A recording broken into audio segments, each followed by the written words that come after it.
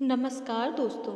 आज मैं आपको सुनाने वाली हूँ कि आखिरकार ब्रह्मा जी अपनी ही पुत्री सरस्वती के प्रति क्यों आकर्षित हुए थे। ब्रह्मा और सरस्वती की कहानी उस समय से शुरू होती है जब शुरुआत में सृष्टि की रचना हो रही थी। हिंदू ग्रंथ के अनुसार सृष्टि की रचना ब्रह्मा जी के द्वारा की गई है और इस ब्रह्मांड के पालनकर्ता के रूप में हम भगवान विष्णु को पूजते हैं। साथ ही भगवान शंकर को सृष्टि के संहारक के रूप में हम सभी बहुत अच्छे तरह से जानते हैं। मगर कमाल की बात यह है कि आपने पृथ्वी पर हमेशा विष्णु और महेश के बहुत सारे मंदिर देखे होंगे, लेकिन आपने कभी भी ब्रह्मा जी का मंदिर नहीं देखा होगा। ब्रह्मा जी का मंदिर पूरी धरती पर सिर्फ एक ही जगह है, वह है राजस्थान के पुष्कर में। सरस्वती पुराण में भगवान ब्रह्मा और माता सरस्वती के विवाह की बात लिखी हुई है। इस प्रसंग के मुताबिक जब भगवान ब्रह्मा सृष्टि का निर्माण कर रहे थे तो सृष्टि के निर्माण को आगे बढ़ाने के लिए ज्ञान की आवश्यकता थी। इसी वजह से उन्होंने अपने मन से माता सरस्वती का निर्माण किया। सरस्वती की कोई माँ नहीं थी, उनका जन्म भगवान ब्रह्मा के मन से हुआ था। सरस्वती को ज्ञान की देवी के रूप में जाना और पूजा जाता है।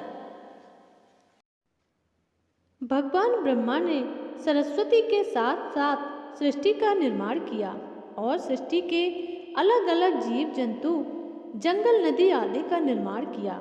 इस निर्माण की प्रक्रिया के दौरान भगवान ब्रह्मा देवी सरस्वती के रूप से आकर्षित हुए। माता सरस्वती ज्ञान की देवी होने के साथ साथ रूप और सौंदर्य में भी बहुत आकर्षक थी।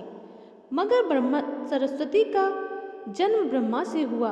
इस वजह से जब भगवान ब्रह्मा सरस्वती के तब देवलोक में उनकी बड़ी निंदा हुई थी। हालांकि इन सब के बावजूद ब्रह्मा ने सरस्वती से विवाह किया और लगभग 100 साल तक पृथ्वी पर जंगल में निवास किया। पृथ्वी पर सरस्वती के साथ ब्रह्मा जब निवास कर रहे थे तब उन दोनों के जरिए मनु नाम के पुत्र का जन्म हुआ।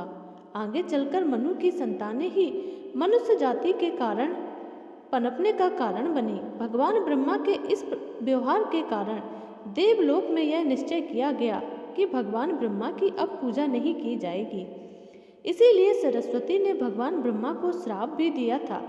सरस्वती पुराण में बताया गया है कि भगवान ब्रह्मा ने सरस्वती को अपने मन से उत्पन्न किया था और माता सरस्वती की खूबसूरती पर मोहित हो गए थे।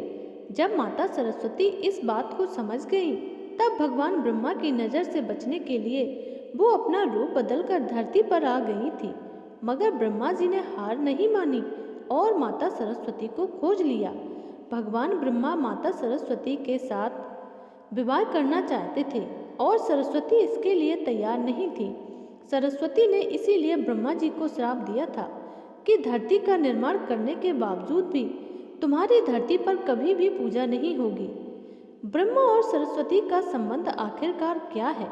ब्रह्मा और सरस्वती दोनों ही हिंदू धर्म में बहुत ही महत्वपूर्ण देवी देवता के रूप में जाने जाते हैं। इनसे जुड़ी किसी भी जानकारी पर भरोसा करने से पहले आपको वेद पुराण पढ़ना चाहिए। सबसे पहले आपको बता दें कि हिंदू धर्म की सारी जानकारी वेदों में दी गई है। हिंदू धर्म वेद से ही शुरू होता है। इसके साथ ही वेद में इस तरह का किसी भी देवी देवता का वर्णन नहीं है। हम जितने भी देवी देवता के बारे में जानते हैं उन्हें केवल पुराणों में लिखा गया है। अब आपको यह भी समझना होगा कि ब्रह्मा और सरस्वती के संबंध को लेकर जो जानकारी दी जाती है उसमें कहा जाता है कि इस जानकारी को सरस्वती पुराण से लिया गया है। मगर सरस्वती पुराण नाम का कोई भी पुराण हिंदू धर्म में मौजूद नहीं है। हिंदू धर्म में 4 वेद और 18 पुराण की बात की गई है। इन 18 पुराणों में सरस्वती पुराण का कोई पुराण मौजूद नहीं है। कुछ बड़े पुराणों को उप पुराणों में विभाजित भी किया गया है, मगर उप पुराण में भी सरस्वती पुराण नाम के किसी भी पुराण का जिक्र नहीं है।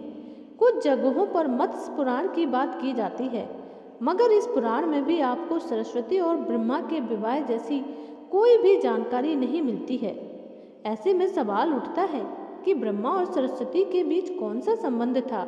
इसके लिए आपको समझना होगा कि ब्रह्मा ने सृष्टि का निर्माण किया, अर्थात जब भगवान ब्रह्मा इस सृष्टि का निर्माण करने बैठे तब विष्णु और महेश के अलावा कुछ भी इस संसार में मौजूद नहीं था। ऐसे में अगर उन्हें सृष्टि को आगे चलाने के लिए किसी पुरुष और स्त्री की जरूरत थी तो उन्हें अपने मन से ही उसकी रचना करनी होगी।